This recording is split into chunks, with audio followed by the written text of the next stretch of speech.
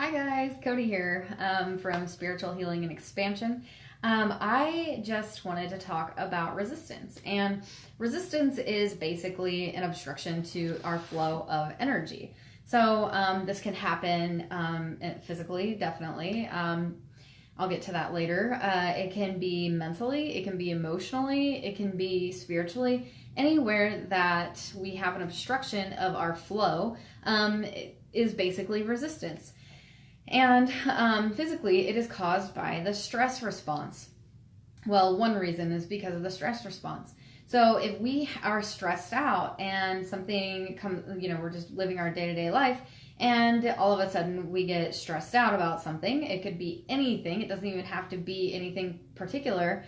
But just the stress response in itself, the fight or flight response that happens in the body, causes this resistance in the body. It activates the parasympathetic and sympathetic nervous system, and they're kind of like in opposition to each other. So it's kind of like having one foot on the brakes and one foot on the gas, and you're just kind of stuck in that spot. And that feeling is really, it can be really frustrating. That feeling can be really stagnant. It's a feeling of stagnation. It's a feeling of desire to move somewhere, move forward, yet you are not able to do so. So it's a really frustrating feeling. I think boredom really fits in that category as well. But so basically, our body is in opposition to itself. Our parasympathetic and sympathetic nervous system is part of the autonomic nervous system. Our autonomic actions, the actions that happen without our conscious control.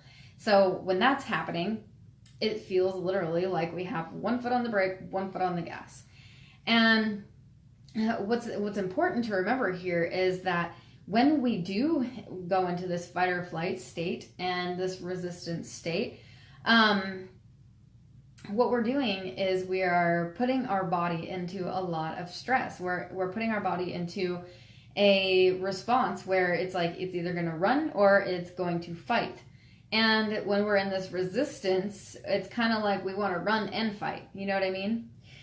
So what puts us in resistance? Well, there's a ton of things that put us into resistance. Like so many things that I can't even possibly tell you all of it. But some common things is that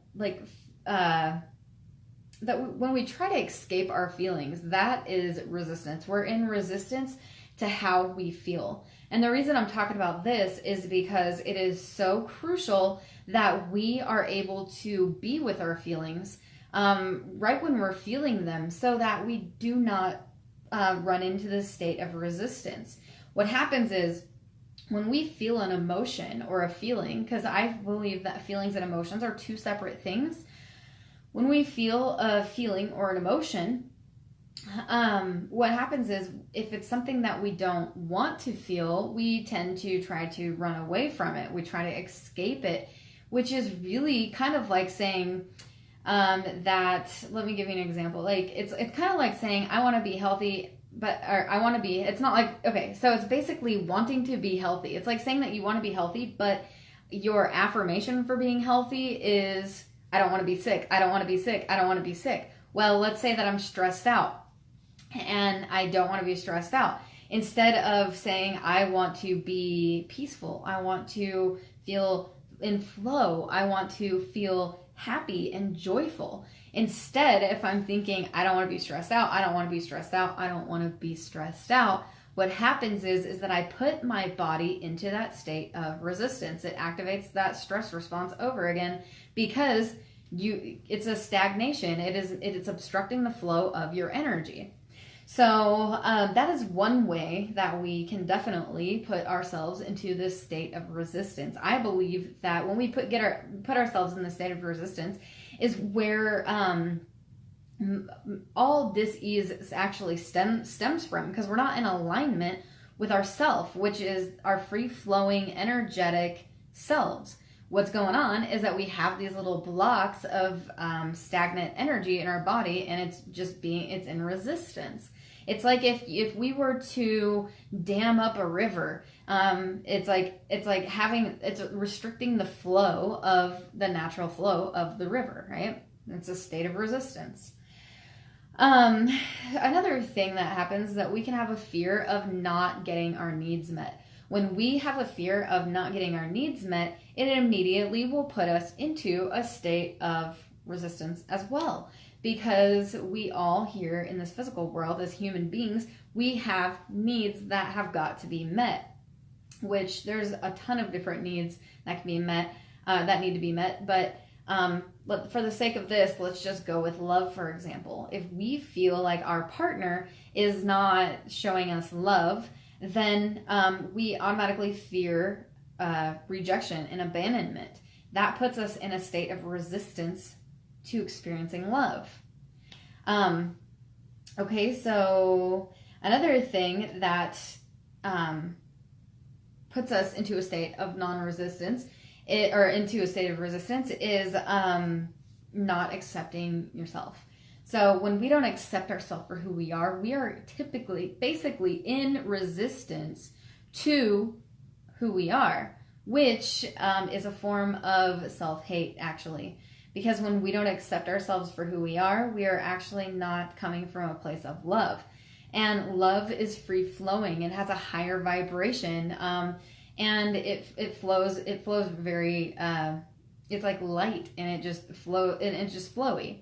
Now, when we're in a state of resistance of not being good enough or hating ourselves or something like that, or hating something that we've done, which is basically still hating yourself, but just in a different form, then it puts us in a state of resistance as well.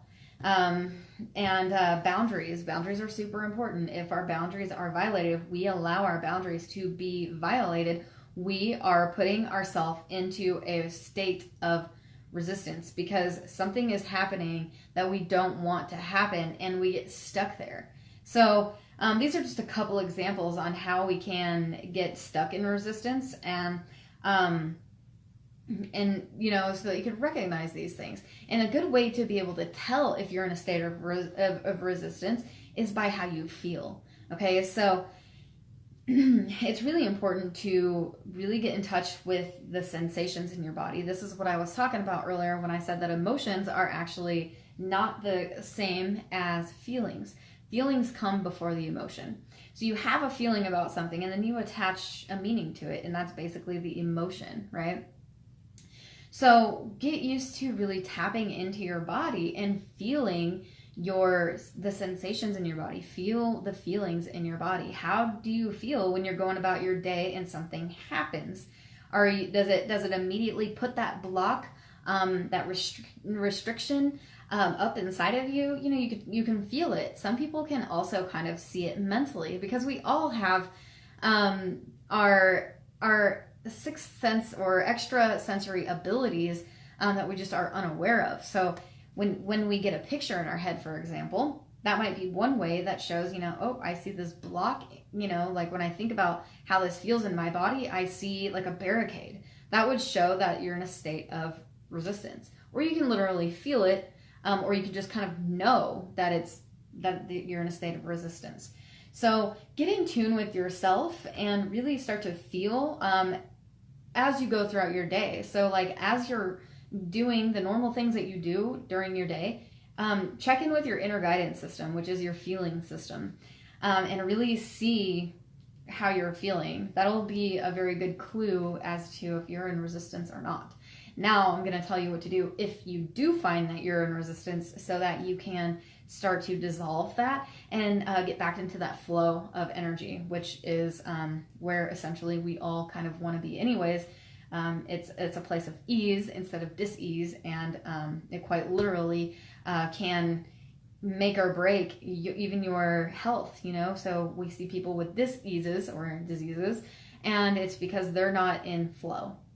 So anyways, what to do when you realize that you're in a state of resistance. So when you're in a state of resistance, what I want you to do is recognize that whatever's going on, recognize that you're in a state of resistance, and then recognize what's causing the resistance. Okay, so let's say that I'm in resistance because I'm stressed out. If I don't feel that feeling and know that I'm actually feeling stressed out, it's going to be hard for me to pinpoint what's going on. So what I need to do is I need to recognize the feeling in my body first and foremost. Then I need to identify the emotion or the problem that's associated with the feeling that I'm feeling, and then validate it.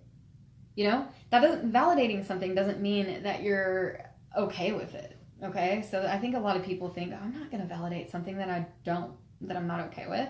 But the thing is that validation is actually not about saying that something is okay. It's saying that I see you.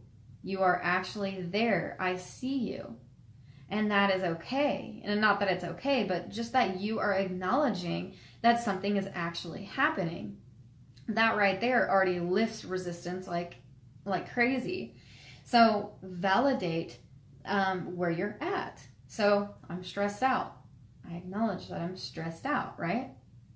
And you'll be able to tell that just by validating that it lifts so much of the obstruction already. But the second thing that you do from there is that you acknowledge it, you validate it, but you do not engage it. So I'm stressed out. Now, am I going to think more thoughts that lead to me being stressed out? No, because that means that I'm engaging that thought of being stressed out. Because thoughts they're like the domino effect. It's like you have a thought that leads to another thought, that leads to another thought, and just boom, So what we need to do is that we need to recognize and validate, but we don't engage, which means we don't place our attention on the problem. We start to place our attention on what we want to create instead. Okay? And I don't want this to be confused with positive thinking either, because positive thinking does have its place, but this is really being real with yourself. If you're feeling stressed out, then validate that. But then we're not going to engage in the thoughts that are just creating that over and over and over again. This is a very good way to release that resistance that we're feeling in our bodies. Okay, so I hope this video helped you out. I know it kind of jumped around a little bit, but I'm just trying to get all this out. I did take some notes that I wouldn't forget, but I still, for some reason, jump around. But yeah, so when you're in a state of resistance, you can feel it. It's kind of like paddling up a stream of water, but you're not going anywhere because you're paddling upstream. And when you turn around, when you turn that boat around, you find that you don't even have to paddle anymore, and everything just comes to you the way that it should, the way that we're actually meant to experience life in a state of flow and that type of thing. But so, anyways, I hope this helped you out, and I hope you guys are having an incredible day today. I'll talk to you guys later.